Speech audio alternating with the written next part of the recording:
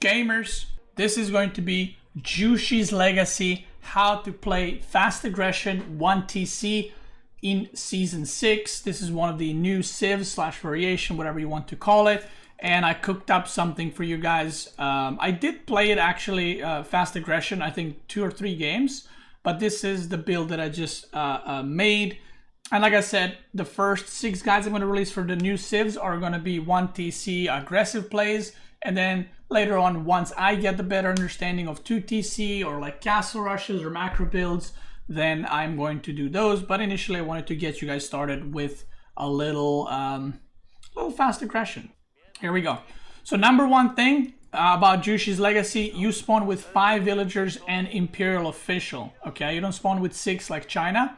The first thing you want to do is you want to put all 5 workers. What I suggest you do is when the game starts, select everything, even the scout, and put it on the closest wood line. And then obviously send your scout, and the scout is going to do his thing. He's going to go scout, get the sheep. And then once you have 5 wood on each villager, okay, this is very important. You don't need 10 like China. So with China, you chop until you have 10 wood on each, and then you build a mill. With Zhuge's Legacy, you only go up to 5. You can go 6 or 7, you know, it's not the end of the world, but perfect case scenario, you go for 5. And then what you do is you build a mill, just like with China, and then you're gonna put the sheep there. Now, one thing to know, this is actually very important, and I was talking about this earlier in my stream, it is much nicer and it feels much smoother. So remember before, whenever you were doing this with China, you had to right click, let them drop off, and then you let them drop off wood, and then you could click on the sheep. Well, in the recent patch changes, you don't need to do that anymore. What you can do is shift click, because now the way workers work, if you make a building that is a lumber camp, mill, or mining camp, if you have a different resource and then you're building it, even if you shift Q onto something else, the first thing they will do is drop off the resources and then go do that thing. So you don't need to do that trick anymore where you're waiting for them to drop. Otherwise, they lose the resources. So you can see right here, I'm going to shift click. So what you can do is you can select like 2 on this sheep, select 3 on shift Q on this sheep, and then the rallied TC one can go on this sheep. Again, this is like just, you know, making sure you don't waste a lot of resources. It's not a huge deal, but you can see the workers were shift clicked, so they immediately went, which is very nice. And make sure you use supervise on your mill as it's building, so they would drop off extra wood. And you can see right now I have 54 wood and I need 50 for a mining camp. Once we do that, we're gonna drop down a village right next to it. So my advice is drop the village somewhere close to the food so your villagers can use that to you know, escape from harassment or whatever. And you're gonna go up to 7 villagers on food, and then we're gonna rally onto the gold until we have 3. And these 3 guys on gold are staying that the whole time. You're not gonna be moving them at all. Now there's a second variation of this build that I made that I'm gonna show you after this, but it's a bit more complicated. But I do think it's better. There's a lot of little things you gotta do. I'm gonna show you later. I haven't tested it, but you get a horseman out at 4 minutes. Not start building it. Horseman is out at 4 minutes, which most civs don't age up then. So it's a really cool build, and I'm gonna show you, like I said, after this one. So you kind of get 2 guides in one video. But they all lead to the same point, which is all-inning with Spearmen Zhuge Nu in the end. So, whenever this reaches 40 gold, the mill, you want to grab the taxes and deliver them off. So we got 3 on gold, and now we're going to rally onto the food. So, the first landmark we want to build is going to be meditation gardens, as some people call it medical gardens. It is not medical gardens, it's meditation gardens. And as you can see, right now I have 150 gold, and to age up with Zhuge's Legacy, you need 340, 170, because their Tang Dynasty construct landmarks cost 50% less to construct. So right there, boom, you can see that almost perfect timing. So we're gonna make meditation gardens first because it gathers resources. Now, where do you want to build meditation gardens? This is a very important one. In the future, when I do a 2TC build with Zhuge's Legacy, you would want to catch the stone because we'll explain it in another guide. But because we're all in feudal, what you want is wood, food, and gold. My advice is to always try to get food, because having extra trickle of food is always nice. The wood is never an issue in the early game. You have like 2 huge wood lines, but sometimes it's nice to have that extra wood and also not spend food around the map as fast, or just have more units in general because of it. So priority of meditation gardens should always be food. Then wood or gold, in my opinion, is so-so, but I would probably go food, gold, and then wood. The reason for gold second is, well, getting gold if the game reaches or castle or imperial is going to be a lot nicer than getting wood most of the game, so I would go with that. So always prioritize berries, and then prioritize wood, gold, and then wood. Now in this game, I got a decent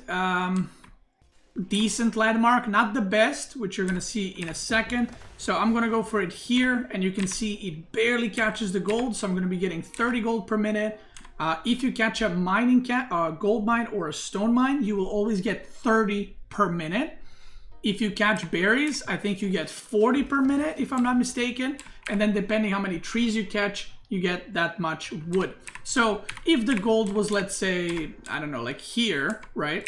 Here, then my meditation garden would probably be here, so it catches the gold and I would get more wood per minute. I think in this one I got 12 or 15 wood per minute, something like that. So not the perfect meditation garden. Sometimes you get better ones, sometimes you get worse. You know, it's just kind of how it is. Now what you can do is, I've seen some players also do this, since you are the one that's being aggressive.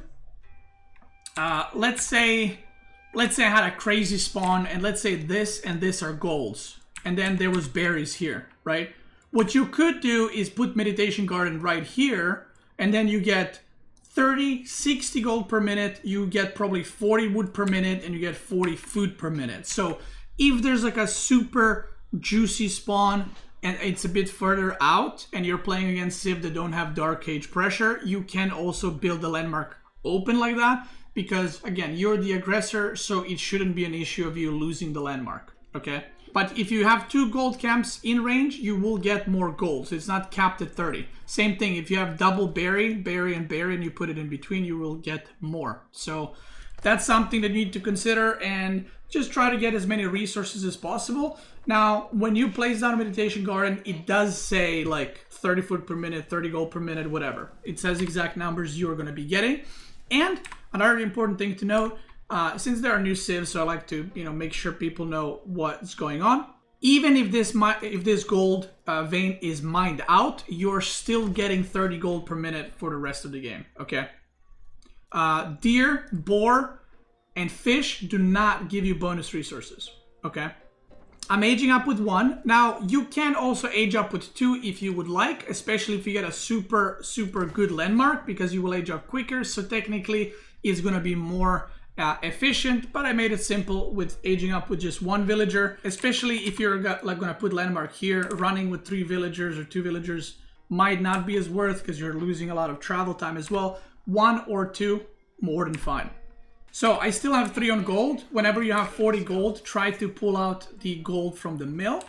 And I'm going to rally onto the food until we get the second landmark, which is going to be Jiangnan Tower. And what Jiangnan Tower does is it acts as a drop-off for Imperial Officials. That's number 1. And then you receive a free unit whenever Archer Range Barrack Stable is completed, and also free villager when Town Center is completed, but we're not gonna be doing that today. So, why do we want that? Well, we are going to be unlocking the Song Dynasty, which is not the biggest deal for now, but we unlock basically getting a free unit every time we make a production building. So not only we unlock a dynasty, but whenever we make a barracks, we'll get a free spearman. Whenever we make a archer range, we get a free Zhuge Nu. So your production buildings are cheaper, if you want to look at it that way, because you get a free unit. I'm also going to age up with 1. The reason for that is the more villagers you put on buildings, the less efficient the construction is. And we don't necessarily need to rush this. We don't get anything that's like, oh, we got to get it immediately. So the moment we have enough for Jiangnan Tower, and we're already building meditation gardens, we are going to leave 5 on food, and we're going to rally onto the wood until we have 13 or 15. Now, if you want to just, make it easier for yourself, leave 13 for the rest of the game. If you want to, maximize your economy, go on wood until you have 15, and then once you build your production, you take 2 off, okay? And put them on food. So now we're taking the villagers. We're gonna go for wood chopping. Another important thing to note, Jiangnan Tower is a drop off. So this position that I have right now, it might look like a little bit claustrophobic, but it's actually really good, because if I put my Imperial Official right here and I put my wood Imperial Official right here, they're basically, they don't need to move to drop off taxes. You just press, you turn it around, press here, and then supervise back to it. So you don't need to lose any travel time with Imperial Officials. So try to put your Jiangnan Tower in between the wood line and the food if possible, so you don't have a lot of travel time with your Imperial Officials. Usually when I start building this, I'm going to pick up the gold from the mill, and then I'm going to go pick up the gold from the mining camp as well. And the reason you want to leave 5 in case you have to make units, and we're going to be making Imperial Official second one soon. Now, one thing to note is Jushi's legacy compared to China cannot build Imperial Officials out of any other building in feudal except town center, which means that you don't just want to pop out like another Imperial Official now. You want to make sure you're getting a good value out of it. So I would not suggest you go to 4 Imperial Officials at all with this build unless you age up to Castle. And there are very specific timings you want to make them if you want to, again, maximize your income. So right now, I don't really need a second Imperial Official because I only have 5 workers on food. So I would rather have another villager. And the moment this lumber camp goes up, I'm going to put this Imperial Official on the wood line because I'm going to have more villagers currently there. So here we go. There it is, and now we're supervising, and the first upgrade we want to get is double broadaxe, followed up by wheelbarrow. So as we're aging up, we're going to be getting Song Dynasty, we're going to get double broadaxe, wheelbarrow, and then we're going to start dropping production. So you want to start off with a lot of eco upgrades so that your unit production is just massive later on. Now, one thing to note is this works against any civ. If you're playing against English specifically, I would advise you to go Horseman and Zhuge Nu. If you're playing against any other civ, you can go Spearmen, Zhuge Nu, and have no issues. If you're playing against a Knight civ, a Knight would be arriving around this time. So what you can do is just build these barracks earlier, and maybe you'll need to pull the villagers from the gold a bit back to not take any damage. But this is only if you're playing like against Jeanne d'Arc or French or maybe Rus that's rushing a knight. You want a bit earlier barracks. If you're not playing against those civs, just do the build as I'm doing here right now. And remember, you don't want to be building production before Jiangnan Tower is done, unless you're playing against knight civs. Then it's okay, because you're not going to get a spearman. So, you can see my wood is increasing quite a bit. We got double broadaxe, and soon I'm going to make another Imperial Official, and now I am making production buildings because Jiangnan Tower is completed, and now I get a free unit every time I make a production building. So now, because I'm getting close to maximizing on the wood line, I'm going to start rallying onto the food, and I'm going to have 6+ workers on food, so I do want the Imperial Official there to boost that income. So around the time where you start production, you're going to add second Imperial Official. Now, the way Jushi's Legacy buildings work, together with Jiangnan Tower, is I made a barracks that costs 150 resources, and I am getting a free Spearman, you can see right here, and Zhuge Nu, and they build in 5 seconds. So basically, instead, I didn't spend 150 wood, I got 80, or I did, but I got 80 resources back. So technically, the barracks costed 70 resources if you want to look at it like that. And also, Zhuge Nu costs 80 resources as well, including gold. So once you build an archer range, the archer range only costs 70 wood, and you get some food and gold back, which is a pretty good trade actually. So yeah, or you don't get it back, but you get it in worth of a unit. So now what I'm gonna do is slowly add production as I have more wood. So you're gonna use one villager whenever you have 150 wood, add another production, and you're gonna get units, and then slowly start producing units as well.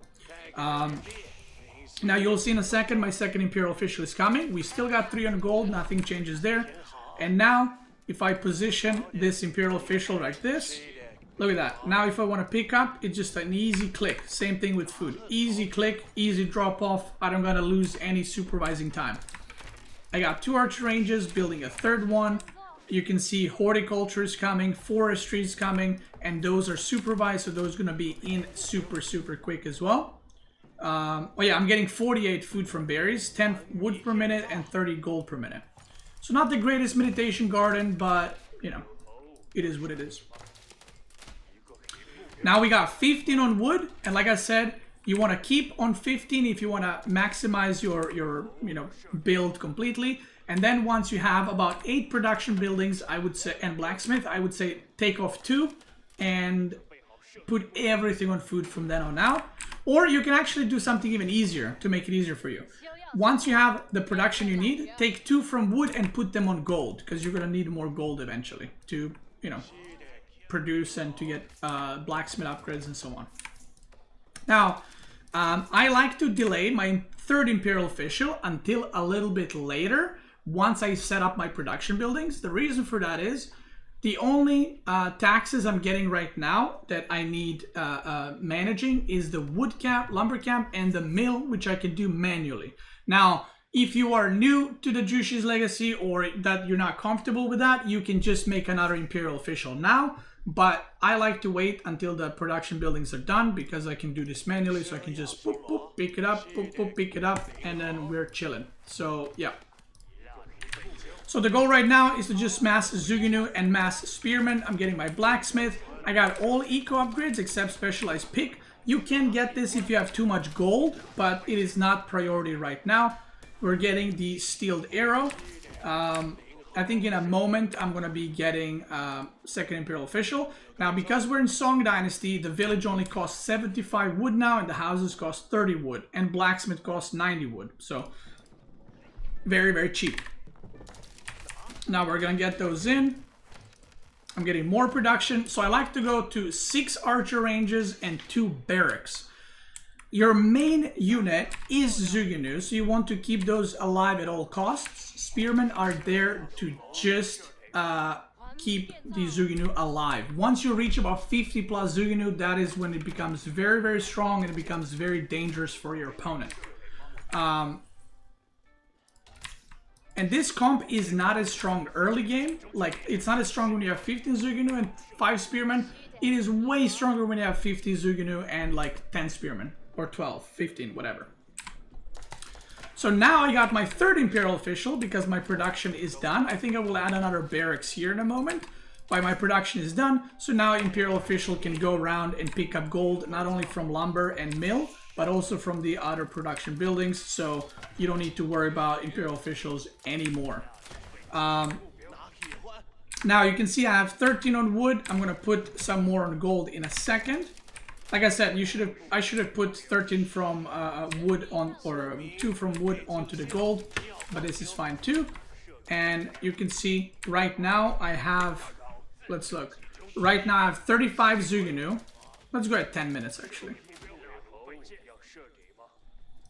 So at 10 minutes I have 35 Zhuge Nu. 2 more about to pop out actually. Okay. At 10 minutes, I have 41 Zhuge Nu, 9 Spearmen, I have double broadaxe forestry, I have wheelbarrow horticulture, and I have +1/+1, right? So I have a shit ton of units. I'm almost at 100 supply. Now, because I am not adding more production buildings and I have 13 workers on wood, what will happen is you will have extra wood. There's 3 things you can do with that. Number 1 is you can add more production. If you're slipping up macro and you're not spending your resources properly, you can add more production buildings and then you can queue up more units efficiently. That's probably option number 3. Option number 1 is if you're playing against an opponent that's maybe aggressive or something, you can take a villager and then just start walling, just like do a wall here, do a wall here, and use that extra wood to make your base safe. And the last option, which is second best option, if your food choices or options on the map are safe, like let's say this deer pack, if I have a wall here, that's pretty safe, right? So once this runs out, I can go on deer and I can get food there. But eventually, you know, the longer the game goes, you will be running out of food. So what you can do is you can just slowly add, what's it called, the granary. It only costs 190 resources with Zhuge's Legacy because of Song Dynasty. And then the farms cost 45. So you can also be adding that onto that. You can slowly transition to farms with extra wood. Now, I see in the chat someone says rams. You can also make rams, but remember guys, just like with any other civilization, in order to kill your opponent in feudal, you don't necessarily need to make rams. If they have a second TC and it's out on the map, yeah, you can make rams, get siege engineering and kill the TC, but keep producing units. If you're going for a lot of rams, I would suggest putting 16, 17 on wood so you can produce rams quite a bit, like 3, 4. But if the opponent is 1 TC, in order to kill them, you don't need to actually destroy their main TC. You can deny the gold, you can deny the berries, you can deny the wood, and then they don't have any resources. So you can also shoot at their buildings. Surprisingly, Zhuge Nu are extremely good at killing buildings once you have good high enough amount. So that's something to consider too. And after this, I mean, it's pretty straightforward. If you have ever played China, this build just relies on masses of Zhuge Nu to destroy. From here on out, I am going to rally all my workers on food, and maybe I'll add a villager or 2 extra on gold up to 5, 6, 7. And eventually, by just spending units constantly, you will actually get enough food to age up. And once you age up, you will be able to get castle upgrades and then destroy your opponent even more. Now, I do want to mention there is another option you can do where you don't enter Song Dynasty. Instead of you stay on Tang Dynasty, and then your landmark costs 15 less to construct. So you're like, ooh, I can go castle faster. But the way it works out is if you don't have a Song Dynasty, means that you will not have Jiangnan Tower or Meditation Gardens. And Meditation Garden, by the time you are able to age up to castle, it will give you that extra resources that you're saving by aging up 15% cheaper. Does that make sense? And obviously you want Jiangnan Tower because it gives you units immediately. So that is the first variation of the build. The second variation is a bit more complicated. I'm just going to show you what it is. My advice is use this one, but if you're feeling spicy and you're like, yo, I can do the harder one, I'm going to show you. I made this build like 30 minutes ago. Yesterday I had an idea for it, today I executed it. I'm not going to explain every upgrade and everything. I'm just going to explain the beginning of it. So here we go. So the start is the same, nothing changes there. The difference in this build from the previous one is there's a way to get a horseman at 4 minutes. So again, everything starts normal, nothing changes there. So what I do in this variation, which you should only try if you master the first one, is once I get 170 gold, I put these guys on wood, and I am going to age up with Jiangnan Tower first with 3 villagers. So the way the timing works is when I age up with Jiangnan Tower and I put gold guys on wood and I'm rallying onto the wood, I will have enough wood for a stable. So I'm going to speed up right here. And once I have enough for a stable, I make the stable. I return these guys onto the gold because I want to get Meditation Garden. I put 3 on gold and I put 12 on food, 1 on wood just to have to produce horsemen. And look at this. Because I made stable, I get 3 horsemen from Jiangnan Tower, and 356, I have a horseman out. So if you have the APM, if you have the multitasking, this build is a little bit more multitasking intense, because now not only got to do your build that is a slightly more complicated, but you also got to use this horseman to harass the enemy. So if you're playing against French, you can actually go to their gold and prevent them from getting gold. If you're playing against a boom civ, you can go to their stone and kill and not let them get a second TC. And what this will do, so if you're wondering what is the difference between this one and the last one, why would I do this? This build will force the opponent to make Spearmen, which is actually very good because you're following it up with Zhuge Nu. So that's the only reason why you would want to do this build. You follow it up, you make them go Spearmen because the enemy doesn't know how many horsemen you will make. So they don't know if you're going to make 2, 3, or 20. So they have to go Spearmen. And if they go Spearmen, then you follow it up with Zhuge Nu, so then their army is a lot weaker to yours. Now, one thing to note, this will be a bit weaker against the knight civs because they can just eventually make a knight to push you back. But if you go 2 spearmen and then you go into barracks, you're gonna force them to maybe keep their knight defensive while you get your spears out, and then you continue your build normally. So right now what I'm gonna do is I am also gonna make a horseman out of the stables, by the way. And I am rallying onto the food until I can get meditation garden or gardens right here. Boom. And now I am going for this. So in this one, I didn't go for gold. I went for wood because I got a lot more wood than if I went with the gold option. Food is prior though. So potentially what I could have done, actually, I didn't even see this, but potentially what I could have done is I could have placed the meditation garden here. Catch these berries, and catch the gold. So that's one of the examples that I was mentioning earlier. And I'm going to age up with 4 because I want to get meditation gardens going because it's a bit delayed right now. And I want to get that income rolling. And right now, we continue exactly where we left off earlier. If you want to continuously produce horsemen, you're going to leave 7 villagers on food and you can keep making horsemen and you have a scout to harass with. If you don't, now you revert back to the normal build that I showed you earlier. You put only 5 on food, 3 on gold, and the rest on wood. And now you continue with your barracks, with your Zhuge Nu, and so on. You can see that the age up is later, the upgrades are later. So this is a less economic / efficient version of it. But you do put more pressure on your opponent and probably force them to go into spears. Again, from here on out, I'm not going to show you because it just continues from the previous one. But try both out and see how it goes.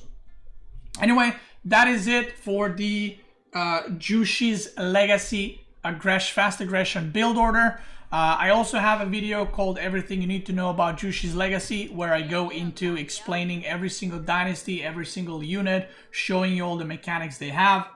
If you're watching this on YouTube, I want to thank you so much for watching.